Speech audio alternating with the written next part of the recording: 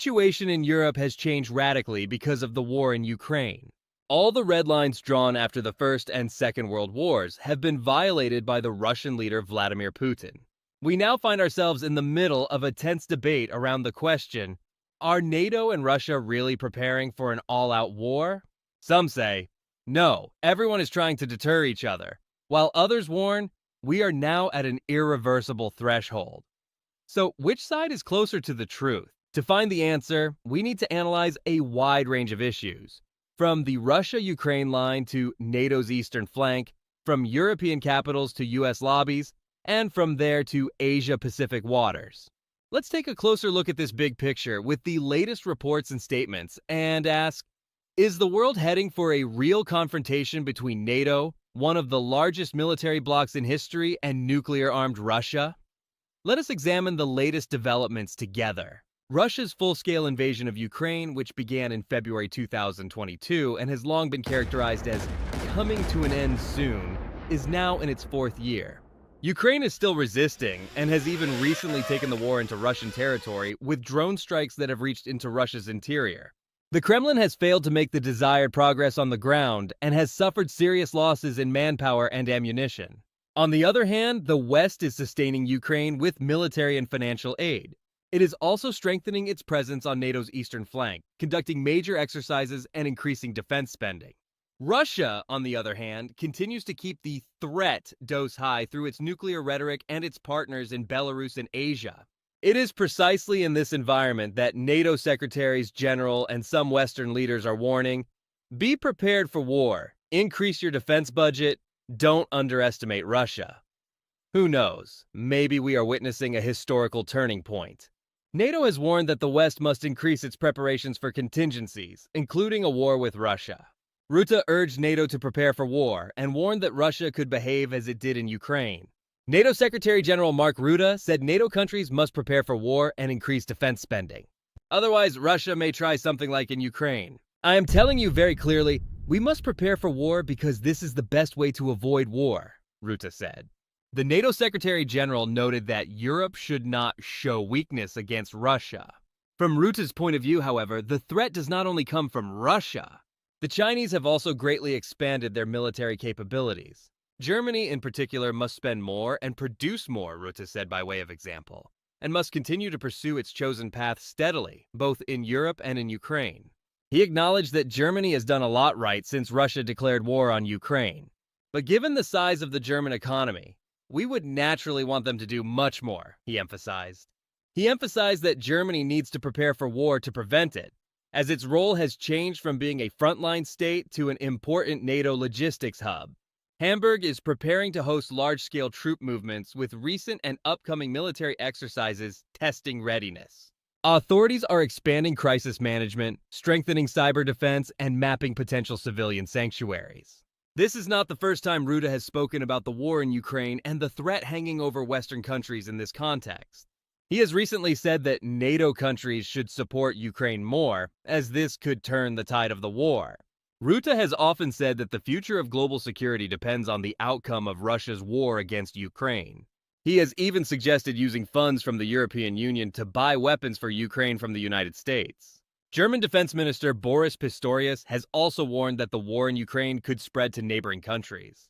We hear threats from the Kremlin almost every day, most recently threats against our friends in the Baltic states, Pistorius said recently. On the other hand, Germany's top general said that the Russian threat is extremely serious. General Breuer warned that NATO allies must prepare for war and warned of a possible Russian attack on a European country in the next 4 years. This is extremely serious. Russian President Vladimir Putin is systematically implementing his plans and their rearmament continues, General Breuer said. The timing of a possible attack on a European country depends on many variables, including the course of the war in Ukraine, he said. General Carsten Breuer also argued that Russia is conducting extensive intelligence operations and sabotage against Western countries. It is not enough to think only of a classic conventional attack. Russia thinks of war as a continuum. For Russia, if you look at the numerous hybrid attacks on critical infrastructure and Russian influence operations in the West, the war has already started, the general added, referring to acts of espionage or sabotage experienced on a daily basis. German Defense Minister Boris Pistorius said that Germany, as the largest NATO partner in Europe, will clearly play a role and the issue will be discussed in due course. However, Germany warned that Russia's military buildup could threaten NATO until 2028. In an interview, Christian Freuding, head of the Ukrainian Situation Center of the German Defense Ministry, said that Russia is effectively rearming and will pose a serious military threat to NATO with conventional weapons by 2028. The Russian army is acquiring more tanks, ammunition, missiles, and drones every month. Production is increasing and stockpiles are growing, he said. Freuding said there was no clear evidence that Russia was planning to attack, but it is clearly preparing for such a scenario. He stressed that NATO is already capable of repelling a Russian attack, but needs to develop the strength needed for credible deterrence to prevent war. According to incoming security sources, the Kremlin has largely compensated for personnel and material losses in Ukraine and will be able to reinforce reserves in certain regions.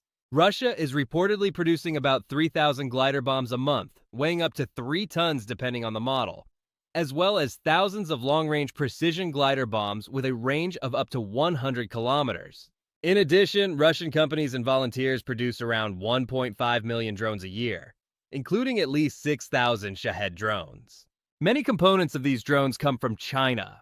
European intelligence agencies have also been monitoring the growth of Russia's military and estimate that Moscow is recruiting around 30,000 soldiers a month, mostly using financial incentives.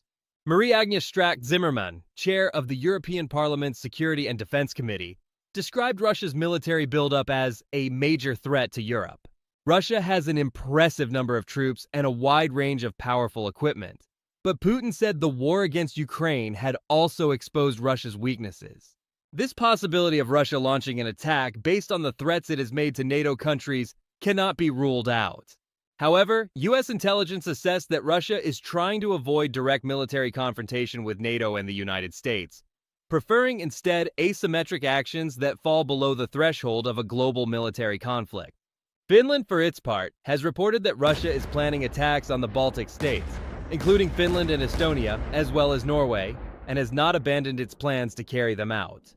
Polish Defense Minister Władysław Kosiniak-Kamysz also acknowledged the possibility of a Russian attack on Poland on 10 January 2025 and stressed the importance of being prepared for any scenario.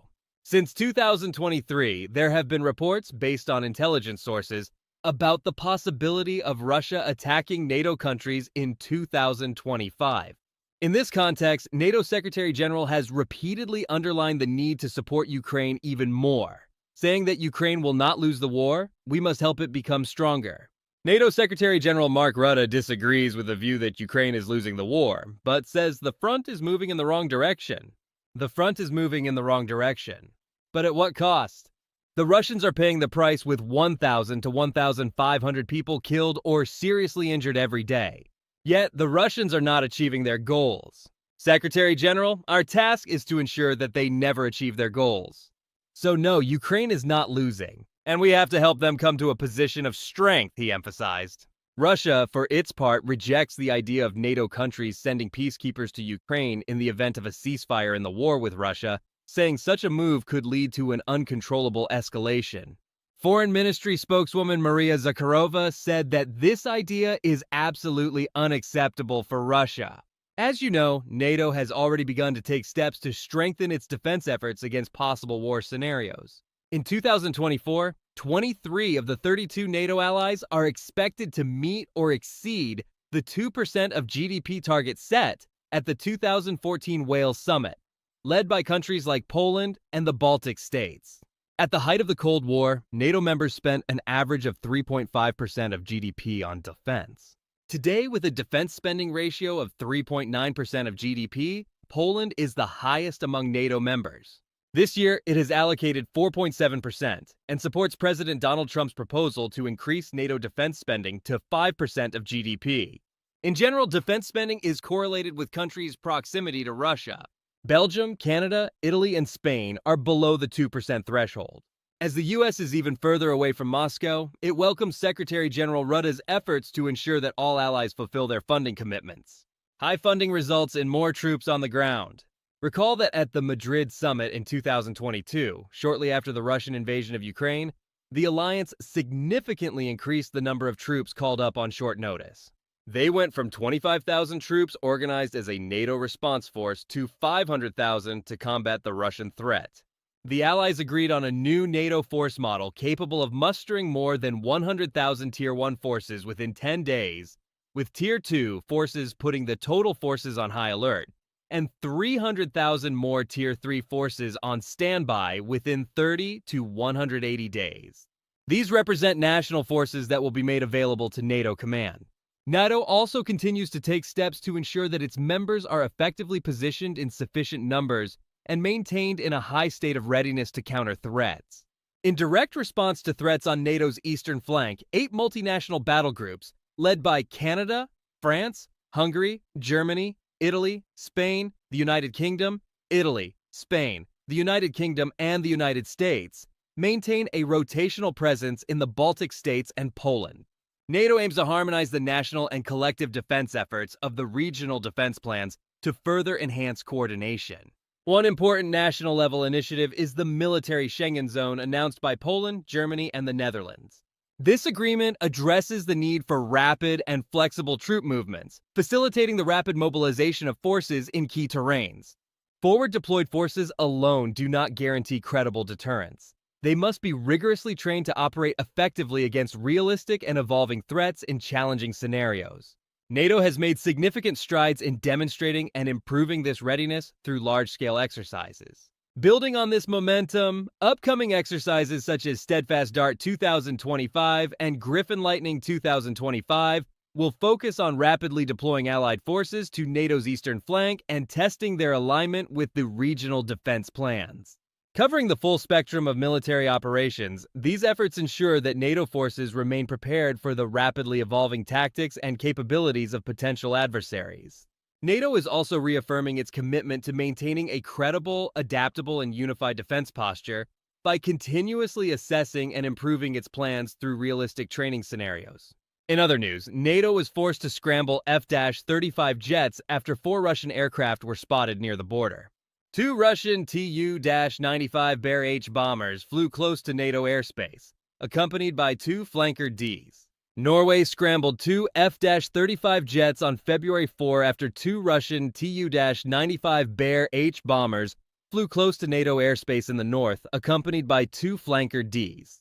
According to the NATO Allied Air Command Public Affairs Office, the Norwegian pilots acted quickly to locate and identify the Russian aircraft. During their mission, the pilots closely monitored and gathered information about the aircraft's movements. They also made sure that the planes would not violate NATO airspace and cause a major international incident. Our rapid reaction warning mission in the north is important for our national defense and NATO's common security, said Major General Øyvind Gunnerud, commander of the Norwegian Air Force. The ability to respond quickly secures airspace and demonstrates the strength of Allied forces in maintaining peace and stability. Norway's intervention is part of the Air Police mission, the Western Military Alliance's peacetime collective defense initiative. This policy ensures that NATO fighter jets are available at all times throughout the alliance's territory and are scrambled to respond to potential loss of communications, airspace violations, or activities that do not comply with international aviation law. The combination of military interests, technological advances, and climate changes are increasingly leading to contention in the Arctic.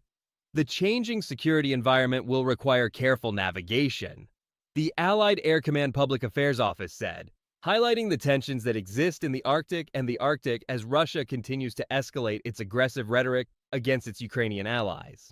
NATO continues to prepare the alliance for the challenges of today and tomorrow, developing and maintaining NATO's decisive military superiority, including in the Arctic. This comes just days after NATO sent Polish and Allied fighter jets to the alliance's eastern borders. This move was prompted by the intensity of Russia's bombardment of Ukrainian territory. Due to Russian attacks on facilities, including in western Ukraine, Polish and Allied aviation is now operating in our airspace, the Warsaw Operations Command said. The mission commander has mobilized all forces and means at his disposal, the statement said. NATO aircraft have also been deployed, while ground-based air defense and radio position reconnaissance systems have been put on high alert. There are also reports that Turkey has tested a missile in the Black Sea that reached Crimea. Turkey conducted the 3rd test of the country's longest-range missile, the Typhoon ballistic missile. According to the information, the launch was carried out on February 3 from a mobile facility at Ryze Artvin Airport on the Black Sea coast. The test is said to have been successful. The missile covered a distance of 500 kilometers and hit a small target in the sea. At the same time, for security reasons, authorities halted air and sea transportation in a 700-kilometer radius. Haluk Gürgen, president of the Turkish Defense Industries Organization, said that the test confirmed the performance characteristics of Typhoon and that this was a milestone in terms of Turkey's long-range missile capabilities. He emphasized that the launch made a significant contribution to the development process. Previous tests were conducted in October 2022 and May 2023, with successful results. Typhoon was developed based on the Bora tactical ballistic missile. Roketsan, Turkey's state defense industry company, is carrying out the development. Last September, it was reported that the Typhoon has a minimum firing range of 280 kilometers. This is sufficient to reach the Crimean coast. There is a straight line from Turkey to the peninsula by sea of about 270 kilometers. Roketsan is also working on modifying the missile to give it a maximum range of 1,000 kilometers. Typhoon's length is 6,500 meters, and its weight is 2,300 kilograms. Equipped with an advanced guidance system that ensures high accuracy, the system can hit targets even in an electronic warfare environment or in case of GPS failure.